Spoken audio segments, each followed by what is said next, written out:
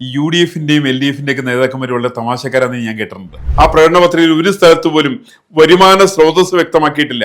ഇത് നടക്കണം എന്ന് പറയുന്ന സമയത്ത് നിങ്ങൾ ആലോചിക്കേണ്ട വസ്തുത എന്താ? കേരളത്തിന്റെ സാമ്പത്തിക സ്ഥിതി 6 ലക്ഷം കോടിയാണ് കടം. കേരളത്തിന്റെ 6 ലക്ഷം കോടി. ഇതിപ്പോ കേന്ദ്ര സർക്കാരിന്റെ ആയുഷ്മാൻ പദ്ധതിയുണ്ട്, അത് 5 ലക്ഷം രൂപയാണ്. ഇപ്പൊ തൊഴിലുറപ്പ് പദ്ധതിക്ക് വേണ്ടി പറഞ്ഞിട്ടുണ്ട്, അത് മുഴുവൻ കേന്ദ്ര സർക്കാരിന്റെ പണം. നമസ്കാരം. നമസ്കാരം ചേട്ടാ, ഈ UDF-ന്റെ പ്രകടന പത്രിക എന്ന് വന്നിട്ടുണ്ട്, LDF-ന്റെയും വന്നിട്ടുണ്ട്. നമുക്ക് അതിലെ പ്രധാനപ്പെട്ട കുറച്ച് പോയിന്റ്സ് പറയാം. സ്ത്രീകൾക്ക് KSRTC-യിൽ സൗജന്യ യാത്ര, അടുത്ത ഒന്നും കൂടെ ഉണ്ട്, ക്ഷേമ പെൻഷനുകൾ 3000 രൂപയാക്കും. ചേട്ടാ, ഇത് എന്ത് തോന്നുന്നു? ഇത് രണ്ടും കഴിഞ്ഞിട്ട് എനിക്കതിനകത്ത് ഏറ്റവും അത്ഭുതകരമായിട്ട് തോന്നുന്നത് UDF-ന്റെയും LDF-ന്റെ ഒക്കെ നേതാക്കന്മാർ വളരെ തമാശക്കാരാണെന്ന് ഞാൻ കേട്ടിട്ടുണ്ട്. അപ്പൊ കേരളത്തിൽ UDF-ന്റെ നേതാക്കന്മാരെ കഴിഞ്ഞ 10 വർഷത്തിന് ശേഷം 10 വർഷം അവർ പുറത്തിരുന്നു. ഈ 10 വർഷത്തെ പുറത്തിരിപ്പിന് ശേഷം ഇവരെല്ലാവരും തമാശക്കാരായി. KPCC പ്രസിഡന്റും പ്രതിപക്ഷ നേതാവും മുൻ പ്രതിപക്ഷ നേതാവും മുൻ KPCC പ്രസിഡന്റും ഒക്കെ ധാരാളം തമാശകൾ പറയുന്നുണ്ട്. ആ തമാശകളുടെ ഒന്ന് മാത്രമായിട്ടാണ് പ്രകടന പത്രിക വായിക്കാൻ പറ്റുക. എന്താ ഇതിന് ശരിക്കും പേരെന്താ? ഇന്ദിരാ ഗ്യാരണ്ടി. ആരാ ഇന്ദിരാഗാന്ധി? ഇന്ദിരാഗാന്ധി മരിച്ച എത്ര വർഷം മുമ്പാ? 41 വർഷത്തിന് മുമ്പായിട്ട് മരിച്ച ശ്രീമതി ഇന്ദിരാഗാന്ധിയുടെ പേരിലാണ് ഈ ഗ്യാരണ്ടി. അപ്പൊ എന്ന് വെച്ചിട്ടുണ്ടെങ്കിൽ ഈ ഗ്യാരണ്ടി തരുന്ന ആരാ? ഇന്ദിരാഗാന്ധിയാണ്. അവർക്ക് നടപ്പിൽ വരുത്താൻ ബാധ്യതയില്ല. 44 മുമ്പ് അവര് സമാധിയായതാ. അപ്പൊ ജീവിച്ചിരിക്കുന്ന ഒരാൾക്കും അത് AK ആന്റണിക്കോ സോണിയാഗാന്ധിക്കോ രാഹുൽ ഗാന്ധിക്കോ പ്രിയങ്ക ഗാന്ധിക്കോ എന്തിന് KPCC പ്രസിഡന്റ് സണ്ണി ജോസഫിന് വരെ ഈ കാര്യത്തിൽ ഗ്യാരണ്ടി കൊടുക്കാൻ വേണ്ടി സാധ്യമല്ല. അങ്ങനെ ആർക്കും ഗ്യാരണ്ടി കൊടുക്കാൻ സാധ്യമല്ലാത്ത രീതിയിലുള്ള ഒരു വലിയൊരു നടക്കാത്ത ചില മോഹങ്ങളുടെ അവരതിനകത്ത് കുറെ കാര്യങ്ങൾ പറഞ്ഞിട്ടുണ്ട്. ചില മോഹങ്ങളൊക്കെ പറഞ്ഞിട്ടുണ്ട്. ഞാൻ പറയാം ചേട്ടാ, സ്ത്രീകൾക്ക് KSRTC-യിൽ സൗജന്യ യാത്ര അത് നടക്കോ എന്നറിയില്ല. അല്ല, നടക്കൂലെന്നറിയാം, സംശയമില്ല കാര്യത്തില്. ഇത് നടക്കണം എന്ന് പറയുന്ന സമയത്ത് നിങ്ങൾ ആലോചിക്കേണ്ട വസ്തുത എന്താ? കേരളത്തിന്റെ സാമ്പത്തിക സ്ഥിതി ഇവർ തന്നെ ഇതിനകത്ത് പറഞ്ഞിട്ടുണ്ടല്ലോ. ഈ പ്രകടന പത്രികയിൽ ഇവർ പറഞ്ഞിട്ടുണ്ട് കേരളത്തിന്റെ ധനകാര്യ വകുപ്പിൽ പൂച്ച പ്രസവിച്ച് കിടക്കുകയാണ്. ഇപ്പോഴത്തെ ഖജനാവില് പൂച്ച പ്രസവിച്ചെടുക്കുന്നിടത്ത് ഇവരെ എവിടെ ഇടുന്ന എടുത്തിട്ടാണ് ഇവരെ സ്ത്രീകൾക്ക് മുഴുവൻ സൗജന്യ യാത്ര കൊടുക്കുക? അല്ലെങ്കിൽ KSRTC-യുടെ അവസ്ഥ എന്താ? അവിടെ ശമ്പളം കൊടുക്കാൻ പറ്റുന്നുണ്ടോ? അവിടെ പെൻഷൻ കൊടുക്കാൻ സാധിക്കുന്നുണ്ടോ? അങ്ങനെ ശമ്പളം കൊടുക്കാൻ സാധിക്കാത്ത, പെൻഷൻ കൊടുക്കാൻ സാധിക്കാത്ത, സാമ്പത്തികമായിട്ട് പരാധീനത അനുഭവിക്കുന്ന കേന്ദ്ര സർക്കാർ കൊടുത്തിരിക്കുന്ന ജനറൽ വാഹനങ്ങളടക്കം അതൊക്കെ ഷെഡിക്കിട്ടിട്ടേക്കാണ്. മിക്കവാറും സ്ഥലത്തൊന്നും ഈ പറയുന്ന KSRTC ബസ് ഓടുന്നില്ല. അങ്ങനെ ബസ്സുകൾ ഓടാത്ത സ്ഥലത്തുള്ള ആളുകൾക്ക് പോലും സ്ത്രീകൾക്ക് മുഴുവൻ സൗജന്യ യാത്ര കൊടുക്കുന്ന ഇത് കൊടുക്കാനേ സാധ്യമല്ല. സാമ്പത്തികമായിട്ടുള്ള പരാധീനത അനുഭവിക്കുന്ന ഒരു സംസ്ഥാനമാണ് കേരളം. അതിൽ KSRTC എന്ന് പറഞ്ഞാൽ ഒരു പൊളിഞ്ഞ സംവിധാനമാണ്. ആ പൊളിഞ്ഞ സംവിധാനത്തിൽ സൗജന്യമായിട്ട് എല്ലാവരും എല്ലാ സ്ത്രീകളെയും കയറ്റിക്കൊണ്ടെന്നൊക്കെ പറഞ്ഞിട്ടുണ്ടെങ്കിൽ എൻ്റെ പ്രിയപ്പെട്ട കോൺഗ്രസിന്റെ സുഹൃത്തുക്കൾ മനസ്സിലാക്കേണ്ടത് എവിടെയാണ് KSRTC ബസ് ഓടുന്നത്? എവിടെയാണ് ഇവർക്ക് സൗജന്യം കൊടുക്കുക? ഏത് സ്ത്രീകളാണ് അതിൽ കയറുക? അവർക്ക് കയറാൻ സാധിക്കുമോ? KSRTC ബസ്സുകൾ ഇവർ ആദ്യം മാന്യമായിട്ടൊന്ന് ചെയ്യട്ടെ. അത് യഥാർത്ഥമായിട്ട് സ്റ്റോപ്പിൽ അവർ നിർത്തട്ടെ. എല്ലാ സ്ഥലത്തും വണ്ടികൾ ആദ്യം അവരൊന്ന് ഓടിക്കട്ടെ. എല്ലാവരുടെയും ഒരു പണം വാങ്ങിച്ചോട്ടെ. എന്നാലും കുഴപ്പമൊന്നുമില്ല. അപ്പൊ ഈ പറയുന്ന ഒരു തട്ടിപ്പ് എന്നുള്ളതിന്റെ അപ്പുറത്ത് ഇത് തുടങ്ങി വേറെ സ്ഥലം ഉണ്ടായിരുന്നു, ഡൽഹിയില് ആം ആദ്മി പാർട്ടിയാണ് തുടങ്ങിയത്. അതിനെന്താ കാരണം എന്ന് വെച്ചിട്ടുണ്ടെങ്കിൽ അവിടെ കേന്ദ്ര സർക്കാർ പണം കൊടുക്കും. കേന്ദ്ര സർക്കാരിൽ നിന്ന് പണം കൊടുത്തിട്ട് സൗജന്യമായിട്ട് അവിടുത്തെ ബസ്സുകളില് സ്ത്രീകളെ സൗജന്യമായിട്ട് യാത്ര നടത്തിച്ചിരുന്ന ഒരു പാരമ്പര്യം ആപ്പിനുണ്ടായിരുന്നു. അങ്ങനെ പാരമ്പര്യം എന്താ പറയാ, സൗജന്യം കൊടുത്തിട്ടുള്ള ബസ് യാത്ര ഉണ്ടായിട്ട് പോലും അവിടെ 8 നില പൊട്ടിയ ആപ്പ്. അതെ. ക്ഷേമ പെൻഷനുകൾ 3000 രൂപയാക്കും. അത് LDF-ഉം പറഞ്ഞിട്ടുണ്ട്. അതെങ്ങനെ? അത് എത്രത്തോളം പറ്റും? ഇത് പ്രായോഗികമല്ല. ഇത് എവിടെ നിന്ന് പണം കൊടുക്കുക? വേറെയും പെൻഷനൊക്കെ ഉണ്ടായിട്ടുണ്ടാവും. അതെല്ലാം കട്ട് ചെയ്തിട്ടാണ് ഈ 3000 ആക്കുന്നത്. അല്ല, അങ്ങനെ സാധ്യമല്ല. വേറെ പെൻഷനൊന്നും കട്ട് ചെയ്യാൻ പറ്റില്ല. ക്ഷേമ പെൻഷൻ എന്ന് പറയുന്ന സാധനം ഇപ്പൊ നിലവിൽ 2000 രൂപയാണ്. ആ 2000 എന്നുള്ള 3000 ആക്കുകയാണ്. ഇപ്പൊ 2500 ആണ്. 2000 രൂപ 2500 ആയിട്ടില്ല, 2000 ഉള്ളൂ. ഈ 2000 എന്നുള്ള ഒരു 3000 രൂപ ആക്കാൻ വേണ്ടി പോകുന്നു. ഈ പറയുന്ന പെൻഷൻ 3000 നേരത്തെ 1600 ആയിരുന്നു. അത് കോൺഗ്രസിന്റെ ഭരണകാലത്ത് 500, 600 മറ്റോ ഉണ്ടായിരുന്നു. അതെ, അവരുണ്ടായിരുന്ന കാലത്ത് അവര് കേരളം എത്ര കൊല്ലത്തുള്ള ഇവര് ഭരിച്ചു കോൺഗ്രസ്സുകാര്? അന്ന് ഇവര് 10 പൈസ കൂട്ടിയിട്ടുണ്ടോ? ഇല്ല. അന്ന് കൂട്ടാത്ത കോൺഗ്രസ്സുകാരൻ എവിടെ നിന്നാണ് ഈ പറയുന്ന സ്ഥലത്ത് പൂച്ച പ്രസവിച്ച് കിടക്കുന്ന ഖജനാവിൽ നിന്ന് എവിടെ നിന്ന് പണം എടുത്തിട്ടാണ് ഇവര് ഈ പറയുന്ന സാധാരണക്കാരന് ഈ പറയുന്ന പണം 3000 രൂപ വെച്ചിട്ട് കൊടുക്കുക? അതിൽ ഇവർ വ്യക്തമാക്കേണ്ടതാണ്. ഞാൻ ആ പ്രകടന പത്രിക മുഴുവൻ വായിച്ചിരുന്നു. ആ പ്രകടന പത്രികയിൽ ഒരു സ്ഥലത്ത് പോലും വരുമാന സ്രോതസ് വ്യക്തമാക്കിയിട്ടില്ല. ഇവരെവിടെ നിന്നാണ് ഇവർ പണം വരുമാനം വരുന്ന ഈ സോഴ്സ് അല്ലേ വ്യക്തമാക്കിയിട്ടില്ല. ഇവര് പണം എന്താ ആകാശത്ത് പൊട്ടിമുളയ്ക്കും? ഇല്ലെങ്കിൽ ഇവരെന്ത് നോട്ടടിക്കുന്നുണ്ട് സ്വന്തമായിട്ട്? ചേട്ടാ, ഇനി അടുത്ത പറയുന്നത് കോളേജ് വിദ്യാർത്ഥിനികൾക്ക് പ്രതിമാസം 1000 രൂപ. അതിപ്പോ നിലവിലൊരു സംവിധാനം ഉണ്ടാക്കിയിട്ടുണ്ട്. പഴയ കാലത്ത് ഉമ്മൻചാണ്ടി സർക്കാരിന്റെ കാലത്ത് അവർ മുസ്ലിം പെൺകുട്ടികൾക്ക് 1000 രൂപ വെച്ച് കൊടുത്തു. മുസ്ലിം ഇപ്പൊ യൂസഫലിയുടെ മകൾക്കും അവിടെ പാണക്കാട് തങ്ങളുടെ മകൾക്കും കുഞ്ഞാലിക്കുട്ടിയുടെ മകൾക്കും അതേപോലെ കോൺഗ്രസ് നേതാക്കന്മാരുടെ മക്കൾക്കും ഒക്കെ തന്നെ മുസ്ലിം പെൺകുട്ടിയാണെങ്കിൽ വിദ്യാഭ്യാസത്തിന് 1000 രൂപ വെച്ചിട്ട് സ്റ്റൈപ്പൻഡ് കൊടുത്തുകൊണ്ടിരിക്കുന്നുണ്ട് അവര്. അതേ സമയത്ത് ഇവർ കൊടുക്കുന്നത് പാവപ്പെട്ട പട്ടികജാതിക്കാരന് കൊടുക്കുന്നത് 3 മാസം കൂടുമ്പോഴാണ്. എത്ര കൊടുക്കുന്നത്? 700 രൂപ കൊടുക്കുക. അവർക്ക് 700 കൊടുക്കുന്നതിൽ 3-4 വർഷക്കാലത്തെ പെൻഡിങ് ഉണ്ടായിരുന്നു കോൺഗ്രസിന്റെ ഭരണകാലത്ത്. അങ്ങനെയുള്ള കോൺഗ്രസ്സുകാരാണ് പറയുന്നത് ഞങ്ങൾ എല്ലാവർക്കും 1000 രൂപ വെച്ചിട്ട് കൊടുക്കുന്നത്. ശുദ്ധ തട്ടിപ്പായിരിക്കുന്ന മറ്റൊരു സംവിധാനം തന്നെയാണ്. അടുത്തത് 25 ലക്ഷം രൂപയുടെ ഉമ്മൻചാണ്ടി ആരോഗ്യ ഇൻഷുറൻസ് പദ്ധതി. അത് കുടുംബത്തിനാണ്. ഒരു കുടുംബത്തിന് 25 ലക്ഷം രൂപയുടെ ഉമ്മൻചാണ്ടി ആരോഗ്യ ഇൻഷുറൻസ്. ഇതിപ്പോ കേന്ദ്ര സർക്കാരിന്റെ ആയുഷ്മാൻ പദ്ധതി ഉണ്ട്.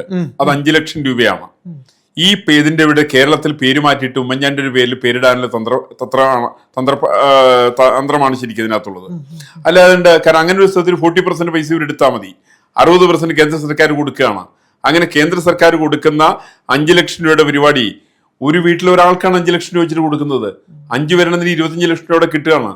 അങ്ങനെയുള്ള കേന്ദ്ര പദ്ധതി സ്വന്തം പേരിലേക്ക് ഉമ്മൻചാണ്ടിയുടെ പേരിലേക്ക് പേരിടാനായിട്ടുള്ള കോൺഗ്രസിന്റെ നേതാക്കന്മാരുടെ കുതന്ത്രമാണ്. അവര് എനിക്കൊണ്ട് ഇലക്ഷൻ ആരോ ഒരാൾ അവർക്ക് ചില ഉപദേശികളുണ്ട്. അവരുടെ ഈ ഉപദേശികളുടെ കനകോലു അത്തരത്തിൽ ചില കനകോലുകളുടെയും മറ്റു ചില കോലുകളുടെ ഒക്കെ ഉപദേശപ്രകാരമാണ് ഇത്തരത്തിൽ 25 ലക്ഷം. അത് കേരളത്തിൽ യാതൊരു ഫണ്ട് അതിനകത്ത് ബാക്കിയില്ല. അതിനകത്ത് ആകെ സാധിക്കുന്നത് കേരളത്തിലുള്ള 40% ഈ പറയുന്ന പ്രീമിയം അടയ്ക്കേണ്ട തുക അത് കേരളത്തിൽ നിന്ന് അവർ കേന്ദ്രം കൊടുക്കും. അത് കണ്ടുകൊണ്ടാണ് ഈ പറയുന്നത്. അതുകൊണ്ടാണ് പറയുന്നത്. അല്ലാണ്ട് ഇവര് സ്വന്തമായിട്ട് ഇവര് വക കാണിക്കട്ടെ. ഞാൻ ഇവരുടെ പ്രകടനപത്രം വായിച്ചു. ആ പ്രകടനപത്രികയിൽ ഇവര് വരുമാനത്തെ കുറിച്ച് ഒന്നും പറഞ്ഞിട്ടില്ല. ചേട്ടാ, ഇനി അടുത്ത പറയുന്നത് യുവാക്കൾക്ക് 5 ലക്ഷം രൂപ വരെ പലിശ രഹിത വായ്പ. പിന്നെ അടുത്തത് BPL വിഭാഗത്തിന് സൗജന്യ ഡയാലിസിസ്. ആന്റി റാഗിംഗ് ആക്ട് നടപ്പാക്കും. റബ്ബറിന് 300 രൂപ താങ്ങുവില. സംസ്ഥാന വ്യാപകമായി ഇന്ദിര ക്യാൻറ്റീൻ. ആശാവർക്കർമാരുടെ കുറഞ്ഞ ദിവസവേതനം 700 രൂപ. അപ്പൊ ഇത്രയും കാര്യങ്ങൾ പറഞ്ഞിട്ടുണ്ട്. ഇതിൽ യുവാക്കൾക്ക് 5 ലക്ഷം രൂപ വരെ പലിശരഹിത വായ്പ. അതെ, അതിപ്പോ ബാങ്കിന്റെ നിലവിൽ പലിശ ഉണ്ട്. ഇപ്പൊ മുദ്രാ ലോൺ കൊടുത്തുകൊണ്ടിരിക്കുന്നുണ്ട്. 10 ലക്ഷം രൂപ വരെ കൊടുക്കും. പക്ഷെ അതിന് പലിശ ഉണ്ട്. ഈ പലിശ കേരള ഗവൺമെന്റ് കൊടുക്കുന്നതാണ് അവർ പറയുന്നത്. കേരള ഗവൺമെന്റ് കൊടുക്കാനുള്ള സോഴ്സാണ് എനിക്കറിയേണ്ട പ്രശ്നം. യാതൊരു വരുമാനവും ഇല്ലാത്ത കേരളത്തിന്റെ വ്യവസായ രംഗം പാടെ തകർന്നിരിക്കുന്നു. പറഞ്ഞിട്ടുണ്ട് നമ്മുടെ ധനകാര്യ വകുപ്പിൽ നമ്മുടെ ഖജനാവില് കാശ് വരുന്ന ഒരുപാട് കാര്യങ്ങൾ അദ്ദേഹത്തിന്. അത് കാശ് വരുന്ന പരിപാടി കൃത്യമായിട്ട് ഇവരൊന്നും പറഞ്ഞില്ലല്ലോ. ഇവര് കുറെ കാലം ഇവിടെ ഭരിച്ചാണല്ലോ കേരളത്തില്. ഇതിൽ പ്രകടന പത്രികയിൽ പറഞ്ഞിട്ടില്ലെന്നേ ഉള്ളൂ. അദ്ദേഹത്തിന്റെ ഒരു ടോക്ക് ഞാൻ എവിടെയോ അത് ടോക്കിൽ പറഞ്ഞ അങ്ങനെ മറ്റേ ടോക്കിലല്ലോ ഇത് കൊടുക്കുന്നവര് പറഞ്ഞത്. ഇത് പറഞ്ഞ പ്രകടന പത്രികയിലാണല്ലോ. അങ്ങനെ പ്രകടന പത്രികയിൽ പറയാത്ത കാര്യം നാളെ അദ്ദേഹത്തിന് ടോക്കിലുണ്ടായിരുന്നു നമുക്ക് പറയാൻ സാധിക്കുമോ? പറ്റൂലല്ലോ. ബഡ്ജറ്റൊക്കെ സർക്കാർ വന്നിട്ട് അവതരിപ്പിക്കുമ്പോൾ ഈ സോഴ്സ് ഓഫ് ഇൻകം ഈ പറയുന്ന ചേട്ടൻ പറഞ്ഞ പോലെ ടാക്സ് പിരിക്കുക. ഇപ്പൊ നമ്മൾ കേരളത്തിൽ തന്നെ പല ടാക്സ് പിരിക്കുന്നുണ്ട്. കേരളത്തിൽ ടാക്സ് പിരിക്കുന്നുണ്ട് സാധ്യമല്ല. ഇപ്പൊ കേരളത്തിന്റെ കടം ഇപ്പൊ നിലവിലുള്ളത് 6 ലക്ഷം കോടിയാണ് കടം. കേരളത്തിന്റെ 6 ലക്ഷം കോടി. ഈ കടം വീട്ടാനായിട്ടുള്ള സംവിധാനം എന്താണ്? ഇതിന്റെ പലിശ ആരാണ് കൊടുക്കുക? ഇതിനൊക്കെ സംവിധാനം വേണ്ടേ? ഈ കിഫ്ബി എന്ന് പറയുന്ന സംവിധാനത്തിന്റെ അതിന്റെ നിലനിൽപ്പ് എങ്ങനെയായിരിക്കും? അത് ആരാണ് നിലനിൽക്കുക? എങ്ങനെ നിലനിൽക്കാൻ സാധിക്കും? അതിന്റെ കട ആരാ കൊടുക്കുക? അതിന് ചെയർമാൻ മുഖ്യമന്ത്രിയല്ലേ കേരളത്തിന്റെ? അതെ. അപ്പൊ ഇനി വരുന്ന മുഖ്യമന്ത്രി അതിന്റെ ചെയർമാൻ ആയിരിക്കില്ലേ? ഈ പണം ഇവർ കൊടുക്കേണ്ടി വരില്ലേ? അങ്ങനെ കൊടുക്കാൻ കേരളത്തിൽ വരുമാനമുണ്ടോ? കേരളത്തിൽ ഏതെങ്കിലും വ്യവസായ സ്ഥാപനങ്ങളുണ്ടോ? കേരളത്തിൽ ഏറ്റവും കൂടുതൽ വ്യവസായ സ്ഥാപനങ്ങൾ ഉണ്ടായത് സർസിപിയുടെ കാലത്താണ്.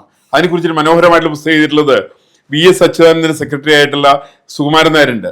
അദ്ദേഹം പഴയ കാലത്ത് FSCയുടെ ജനറൽ മാനേജറും പിന്നെ പിൽക്കാലത്ത് TCCയുടെ ചെയർമാനൊക്കെ ആയിരുന്നു. അദ്ദേഹത്തിന്റെ പുസ്തകത്തിനകത്ത് പറഞ്ഞിട്ടുണ്ട് വ്യവസായ സ്ഥാപനങ്ങളില്ല. മിക്കവാറും എല്ലാ വ്യവസായ സ്ഥാപനങ്ങളും ഇവരടപ്പിച്ചു. ഈ രണ്ടുപേരുടെയും മാറി മാറി വരുന്ന ഭരണം കൊണ്ട് കേരളത്തിലെ വ്യവസായ സ്ഥാപനങ്ങളെല്ലാം അടപ്പിച്ചു. കേരളത്തിലെ പബ്ലിക് സർവീസ് കമ്മീഷൻ നോക്കുകുത്തിയാക്കി. കേരളത്തിലെ KSRTC വൻ നഷ്ടത്തിലാക്കി. കേരളത്തിലേക്ക് പുതിയ വ്യവസായികൾ വരാത്ത രീതിയിലാക്കി. പട്ടുനൂലിന്റെ വ്യവസായം ഉണ്ടായിരുന്ന അപൂർവം ചില സംസ്ഥാനങ്ങളൊന്നാണ് കേരളം. കേരളത്തിൽ റൈൻസിന്റെ ബിസിനസ് കേരളത്തിലായിരുന്നു ഏറ്റവും കൂടുതൽ. ആ കേരളത്തിലെ റൈൻസിന്റെ സ്ഥാപനങ്ങളൊക്കെ ഇവർ അടപ്പിച്ചു. പെരുമ്പാവൂർ റൈൻസ് ഇപ്പൊ നിലവിലില്ല. മാവൂർ റൈൻസ് നിലവിലില്ല. ഇതൊക്കെ അടപ്പിച്ചു. ഇതൊക്കെ ഉണ്ടാവുന്നതിന് കേരളത്തിന്റെ ഉൽപ്പന്നങ്ങളായിരിക്കുന്ന മുള കേരളത്തിലാണ് ഏറ്റവും കൂടുതൽ ലഭ്യമായിരുന്നത്. ആ മുള ലഭ്യമായിരുന്ന കേരളത്തിൽ നിന്ന് മുള കിട്ടാൻ പറ്റാത്ത രീതിയിലാക്കി കഴിഞ്ഞു. ഇതെല്ലാം ബാമ്പു മുഴുവൻ അടപ്പിച്ചു ഇല്ലാണ്ടാക്കി ആദ്യം. അതിനുശേഷം സ്ഥാപനങ്ങൾ ഇവർ അടപ്പിച്ചു. ഇത് മാത്രമല്ലോ സംഭവിക്കുക. കേരളത്തിലെ തെങ്ങ്, കേരളത്തിന്റെ ഏറ്റവും കൂടുതൽ വരുമാനം തെങ്ങും മത്സ്യവുമാണ് കേരളത്തിന്റെ വരുമാനം. ഈ 2 മേഖലയിലും കേരളത്തിൽ വരുമാനമില്ല. കേരളത്തിൽ മത്സ്യം കിട്ടുന്നില്ല. കേരളത്തിൽ തെങ്ങില്ല. ആ തെങ്ങെല്ലാം വെട്ടി ഇവർ തീർത്തു. എല്ലാം വെട്ടി തീർത്തിട്ട് ഇവര് മറ്റു പല സംവിധാനങ്ങൾ അതിന് പകരം ഉണ്ടാക്കി. ആ തെങ്ങിൽ നിന്ന് കിട്ടുന്ന എണ്ണയുണ്ട്, വെളിച്ചെണ്ണ. ആ വെളിച്ചെണ്ണയെ കുറിച്ച് ഡോക്ടർ മേരി ജോർജ് പറഞ്ഞിട്ടുണ്ട്, സാമ്പത്തിക വിദഗ്ധയാണ്. അവരകത്ത് പറഞ്ഞിരിക്കുന്നത് ഏറ്റവും നല്ല ദിവ്യൌഷധമാണ് വെളിച്ചെണ്ണ. ഇതിപ്പോ പറഞ്ഞിരിക്കുന്നത് ആസ്ട്രേലിയൻ സയന്റിസ്റ്റ് ആണ്. ആസ്ട്രേലിയൻ സയന്റിസ്റ്റ് പറയുന്നത് എല്ലാവരും ഒരു 60 വയസ്സ് കഴിഞ്ഞ ആളുകള് 1 ടീസ്പൂൺ വെളിച്ചെണ്ണ എണ്ണ നിത്യേന കഴിച്ചാല് ഇവർക്ക് പിന്നെ അൽഷിമേഴ്സ് വരില്ല. അതേപോലെ ഇവർക്ക് ക്യാൻസർ രോഗം വരില്ല, ഇവർക്ക് ഡയാലിസിസ് ചെയ്യാൻ പോകേണ്ട ആവശ്യം വരില്ല. 1 ടീസ്പൂൺ എണ്ണ വെച്ചിട്ട് കഴിച്ചാൽ മതി. കുട്ടികളുടെ ശിരസിൽ എണ്ണ വെക്കുകയാണെന്നുണ്ടെങ്കിൽ ആ കുട്ടികളുടെ ശിരസിലും പാദത്തിലും വെച്ച് കഴിഞ്ഞിട്ടുണ്ടെങ്കിൽ അവന്റെ നാവിന്റെ തുമ്പത്തെ എണ്ണ ഒരിറ്റ് കൊടുക്കുകയാണെന്നുണ്ടെങ്കിൽ ഇവൻ ബുദ്ധിശക്തിയിൽ അപാരനായിട്ട് തീരുമായിരുന്നു. ഇതൊന്നും ചെയ്യാൻ സാധ്യമല്ലാത്ത രീതിയിൽ കേരളത്തിൽ എണ്ണ കിട്ടുന്നില്ല. എണ്ണ മോശമാണെന്ന് ചില ഡോക്ടർമാരെ കൊണ്ട് പറയിപ്പിച്ചതും ഇതിനു മുന്നുണ്ടായിരുന്ന സർക്കാരുകളാണ്. ഇതിന് കോൺഗ്രസ് സർക്കാരിന് പങ്കുണ്ട്, ഇതിൽ കമ്മ്യൂണിസ്റ്റ് സർക്കാരിന് പങ്കുണ്ട്. ഇവിടുത്തെ ഡോക്ടർമാരെ പണം വാങ്ങിച്ച്, എനിക്ക് ഒരു സംശയമില്ല കേട്ടോ, കേരളത്തിലെ പല ഡോക്ടർമാരും കൈക്കൂലി വാങ്ങിച്ച് പറഞ്ഞുണ്ടാക്കിയുള്ള പ്രചരണമാണ് വെളിച്ചെണ്ണ കഴിച്ചിട്ടുണ്ടെങ്കിൽ ആളുകൾക്ക് രോഗം ഉണ്ടാവും എന്ന് പറഞ്ഞ് പ്രചരിപ്പിച്ചത്. അങ്ങനെ പ്രചരിപ്പിച്ച് യുവജനങ്ങളെ മുഴുവൻ വെളിച്ചെണ്ണയിൽ നിന്ന് അകറ്റുകയും കേരളത്തിന്റെ ഏറ്റവും വലിയ ധനാഗമ മാർഗമായിരുന്ന വെളിച്ചെണ്ണ പോലും നഷ്ടപ്പെടുകയും കേരളത്തിന്റെ സാമ്പത്തിക പരാധീനതയിലേക്ക് എത്തിക്കുകയും ചെയ്തതിൽ ഇതിനൊക്കെ വലിയ വലിയ പങ്കുണ്ട് ഇതിനകത്ത്. ഏതായാലും ചേട്ടാ, നമ്മൾ ഈ പറയുന്ന രീതിയിൽ ആശാവർക്കർമാരുടെ കുറഞ്ഞ ദിവസവേതനം 700 രൂപയാക്കും എന്ന് പറയുന്നതിൽ ഇത്രയും പ്രധാനപ്പെട്ട കാര്യങ്ങളാണ് ഇതിൽ പറയാനുള്ളത്. അപ്പോൾ താങ്കൾക്ക് പറയാനുള്ളത് ഇതിന്റെ സോഴ്സ് ഓഫ് ഇൻകം എവിടെ? എനിക്ക് മനസ്സിലാവാത്ത പ്രധാനപ്പെട്ട പ്രശ്നം, ഇവർ 700 1000 എത്ര വേണമെങ്കിലും ആക്കട്ടെ, കൊടുക്കേണ്ടതുമാണ്. ആശാ വർക്കർമാരുടെ വലിയ കോൺട്രിബ്യൂഷൻ ഉണ്ട്. 700 പോയിട്ട് 500 കൊടുക്കാണ്ട് ഇവരുടെ വകുപ്പുണ്ടോ എന്നുള്ളതാണ് എനിക്കറിയേണ്ടത്. ഇപ്പൊ തൊഴിലുറപ്പ് പദ്ധതിക്ക് ഇവര് പറഞ്ഞിട്ടുണ്ട്, അത് മുഴുവൻ കേന്ദ്ര സർക്കാരിന്റെ പണം. ഇവര് റേഷൻ സൗജന്യം കൊടുക്കുന്നുണ്ട്. ആരെ പണം ഇവര് കൊടുക്കുന്നത്? കേന്ദ്ര സർക്കാർ സൗജന്യമായിട്ട് കൊടുക്കുന്ന അരി വെച്ചിട്ടാണ് ഇവർ റേഷൻ സൗജന്യമായിട്ട് കൊടുത്തുകൊണ്ടിരിക്കുന്നത്. കേന്ദ്ര സർക്കാരിന്റെ അല്ലാതെ ഇപ്പൊ റോഡുകളുടെ വികസനം കേരളത്തിന് പുതിയ LDF സർക്കാർ പറയുന്നുണ്ട്. എന്താ റോഡ് നന്നാവും, 80 കിലോമീറ്റർ വേഗത്തിൽ വണ്ടി കേരളത്തിൽ പോയിക്കോട്ടെ എന്ന് പറഞ്ഞ്. ഏത് റോഡിലേ പോകാൻ പറ്റുക? അത് നാഷണൽ ഹൈവേ കൂടി പോകണം. നാഷണൽ ഹൈവേ ആരാ പണിതത്? കേന്ദ്ര സർക്കാർ പണിതതാണ്. കേന്ദ്ര സർക്കാർ കഴിഞ്ഞ 3 കൊല്ലക്കാലത്തിലേക്ക് കേരളത്തിൽ ഇൻവെസ്റ്റ് ചെയ്തത് 93,000 കോടി റുപ്യയാണ്. 93,000.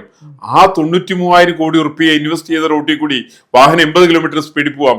അത് വെച്ചിട്ട് നമ്മൾ എറണാകുളം ആലുവ റൂട്ടിൽ ബസ് എങ്ങാനും ഏതെങ്കിലും 2 വീലറുകാരൻ ഇത് കേട്ടിട്ട് 80 100 പോയിട്ടുണ്ടെങ്കിൽ ഏതെങ്കിലും വണ്ടിയുടെ അടി പോകും എന്നുള്ളതല്ലാതെ കണ്ട് ഒരു ഫലവും ഇതിനകത്ത് ഉണ്ടാവാൻ വേണ്ടി പോകുന്നില്ല. സർക്കാരിന്റെ ഏറ്റവും ഭോഷ്കായിട്ടുള്ള ചില പരിപാടികൾ മാത്രമാണ് നടപ്പിൽ വരുത്തുക. അത്തരം ഭോഷ്കായിട്ടുള്ള ചില കാര്യങ്ങൾ പ്രകടന പത്രികയിൽ കൂടി അടിച്ചടിച്ചിറക്കിയിരിക്കുന്നു എന്നുള്ളതിന്റെ അപ്പുറത്ത് സത്യസന്ധമായിട്ട് ഒരു സാമ്പത്തിക ശാസ്ത്രജ്ഞന്റെയും ഉപദേശപ്രകാരമാണ് പ്രകടന പത്രിക തയ്യാറാക്കിയെന്ന് എനിക്ക് തോന്നിയിട്ടില്ല. ഏതാണെങ്കിൽ കേരളത്തെ സംബന്ധിച്ച് ഒരു വലിയ ശാപമാണ് ഇരുമുന്നണികളുടെ പ്രകടന പത്രിക എന്നുള്ള പറയാതിരിക്കാൻ നിവൃത്തിയില്ല.